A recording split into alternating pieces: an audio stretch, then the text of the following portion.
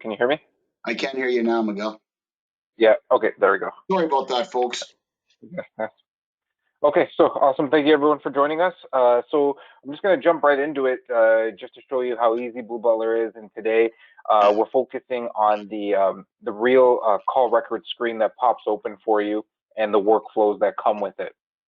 Now, the first things first is if you were to have Blue Butler and you had a call and you had your screen pop open and you did nothing and you just click close or minimize Blue Butler, don't worry, your calls are still recorded. Even if your staff did nothing, at least they're captured in the Blue Butler database and there's a record there and it's easy to find.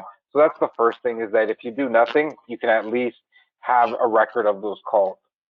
But if you have and you buy into Blue Butler and you have your staff using it, when you get a live call, this call record screen pops open and right away it does a search in the Epic database for that phone number. And now you can create an activity directly from your call record screen. So right here, you have your window into Epic, you have your client, and if you wanted to go into the Epic file, you could click the pop button, but technically you don't even need to have Epic open to run this integration, because you can create the activity just by clicking the confirm button on your customer here. And then that's going to bring you to an activity tab. And now you can create a brand new activity, or you can add to an already existing activity.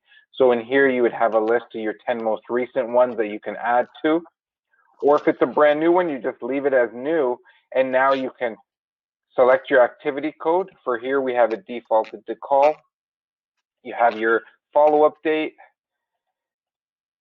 You can assign it to yourself, or you can assign it to someone else within the organization as well. And then easy enough, you come in here and you put in your description. You have your description, you have your activity notes.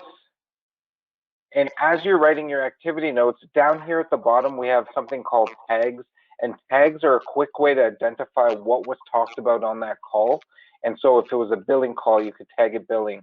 If it was a lead call, payment, you can have as many tags as you want per phone call. And these tags, they get added into the end of your activity note inside of Epic. So it's just a little bit less, typing that your staff needs to do just by a click of a button. But as soon as you have your tags in there, you've got your activity notes in here, you can either close down the entire activity. So this might be for anybody that's already using Blue Butler here. This might be a feature maybe you're not aware of yet or you're not using, but you can close down activities automatically right away by clicking close and then save. So that's just one thing to keep in mind if you already have Blue Butler.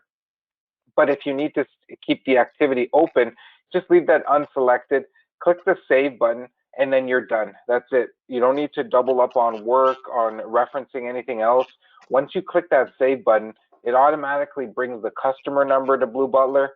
The subject line is the description, but the activity notes automatically get pushed into the Epic side, and it's automatically linked back to this specific reference number.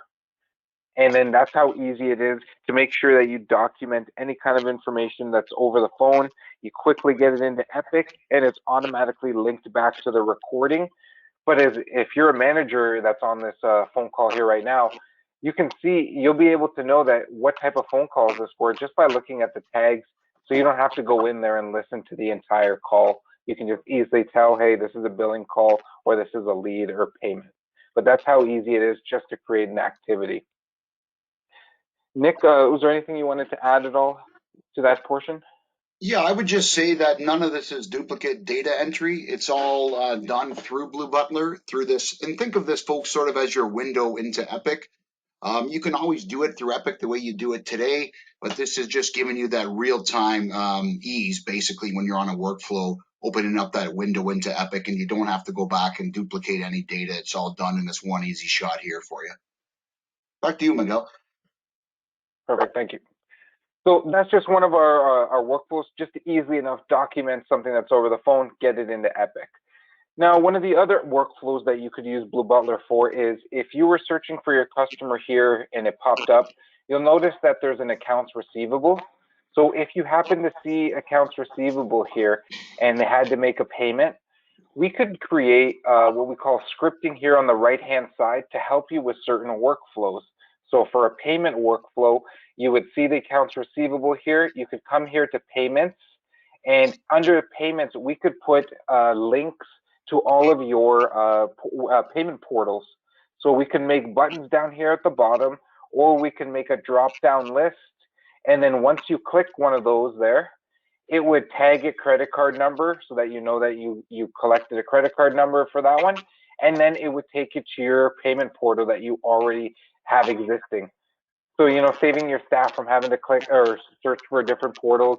We have it already built into blueButler, and easy enough, just one click away, and you can have multiple different portals in there, and anything can come up and open up to different any website link basically that you would like. Nick, anything you'd like to discuss there for payments? Yeah, I would just say, in terms of payments, if it's any sort of a button or any sort of payment form that you may be doing today, especially if you are a customer on Blue Butler now, keep in mind this screen is sort of like it's like a canvas. You can basically tell us what you want on it. If you want an access to a carrier portal or an intake form or anything that you might need. A lot of our customers now are adding these buttons.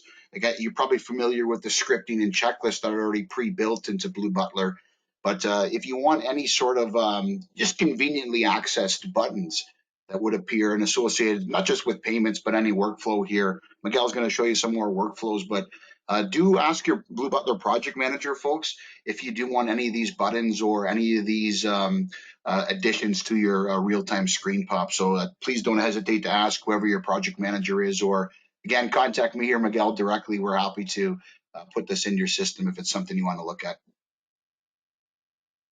Yeah, exactly. It's just we have different type of scripts, so it's not just the payments ones. If you're going through a cancellation, we could have different requests in here.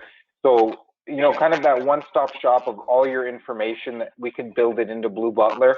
Um, you saw here in the payments run that these buttons opened up a website link, but we could also have these buttons open up Word documents, PDF forms, Excel sheets.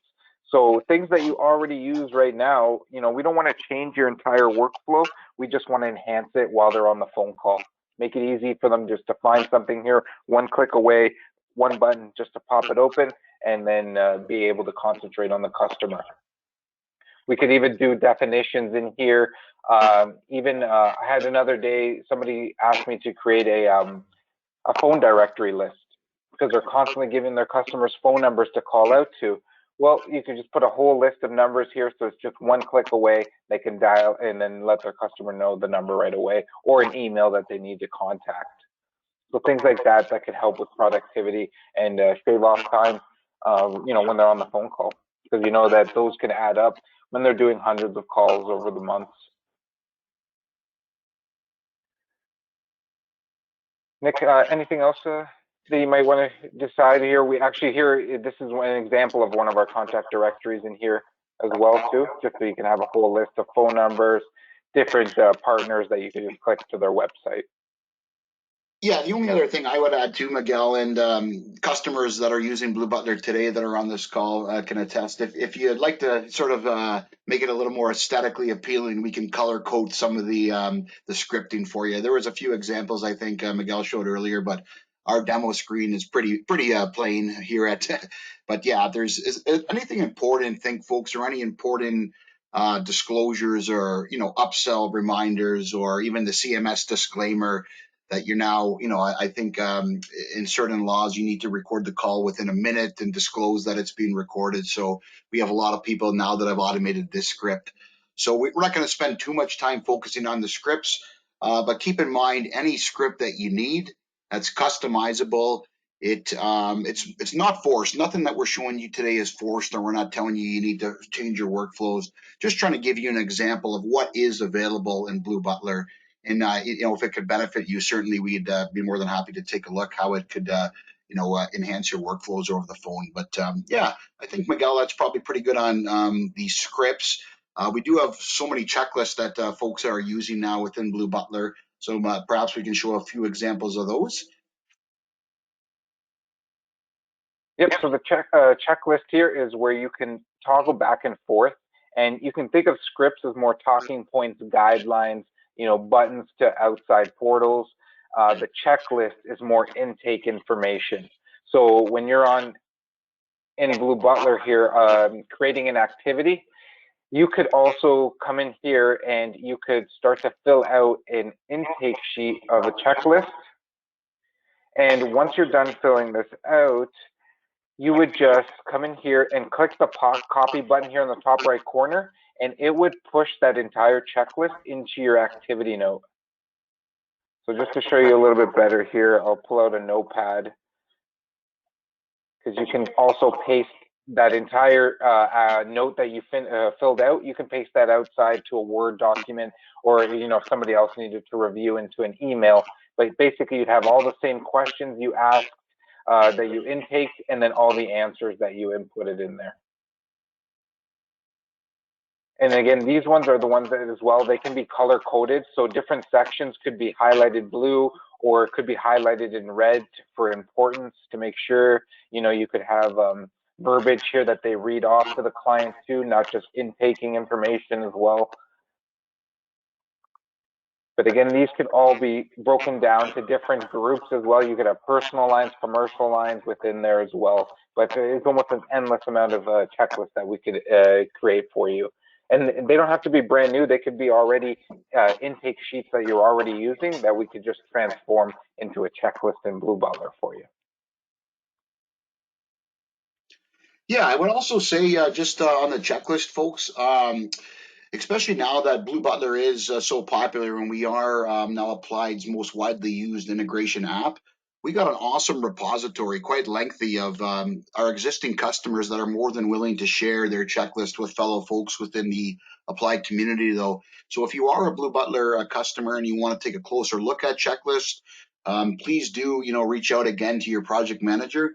We'd be more than happy to put these, take a look at at your checklist list with you, and see what we can do to implement any new checklist. We've had people map out their checklist in accordance with the Accord forms and various other, standardization of, your workflows today. So we got a nice repository. So please don't be shy at all to ask.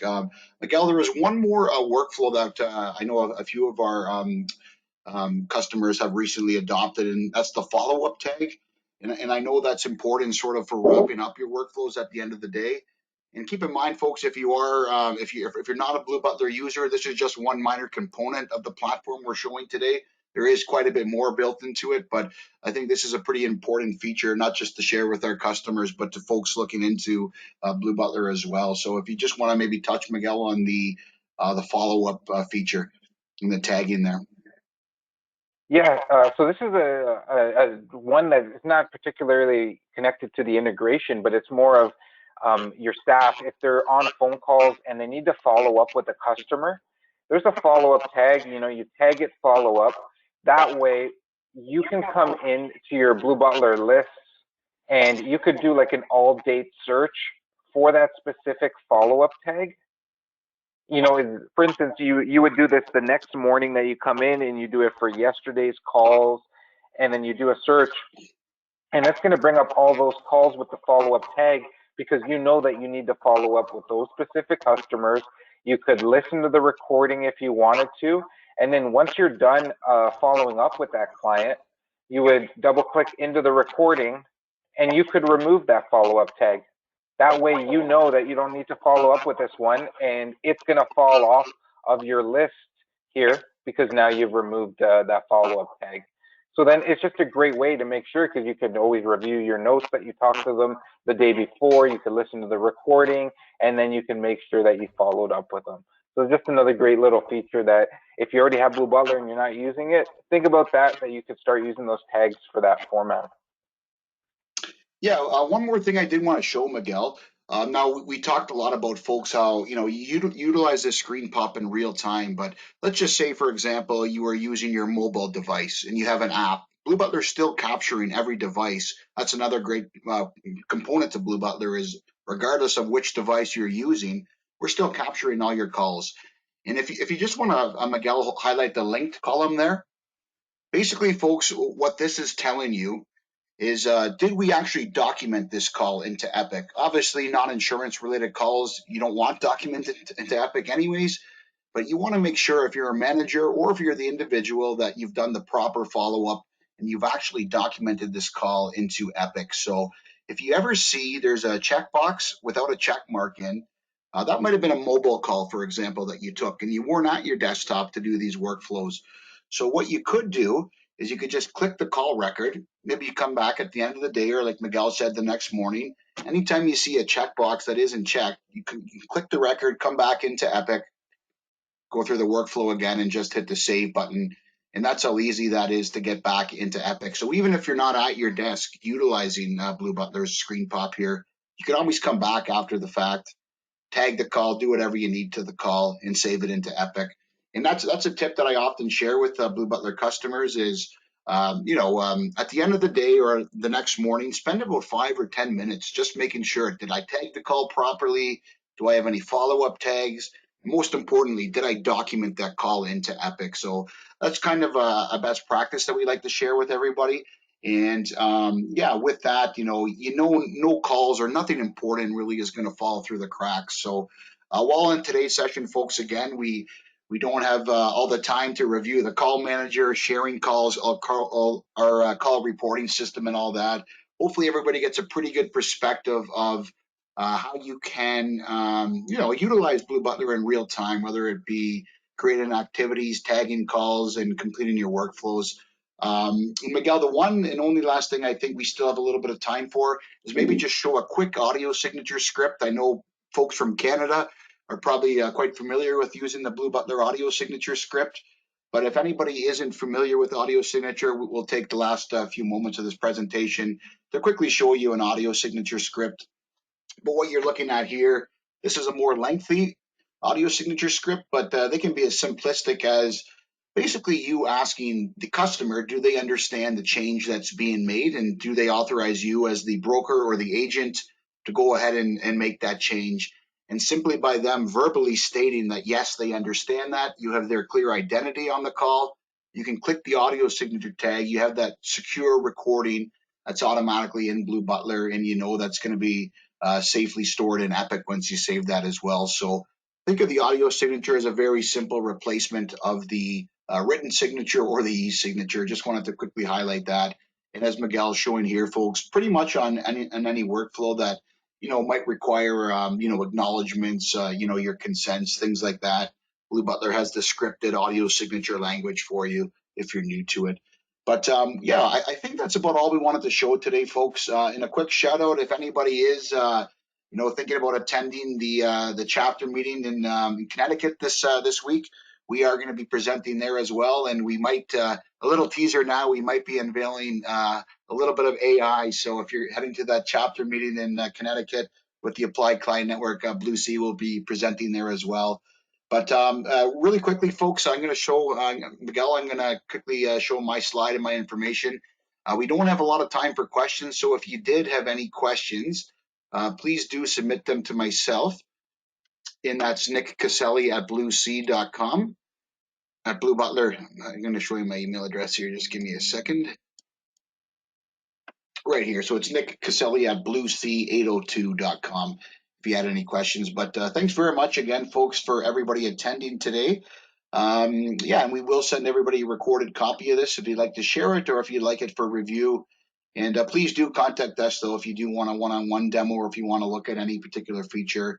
If you're a blueButler user today and you want to have that enhanced, so we'll be more than happy to set that up for you. And with that, I thank you all and wish everybody a great afternoon. Thanks so much, folks. Thank you.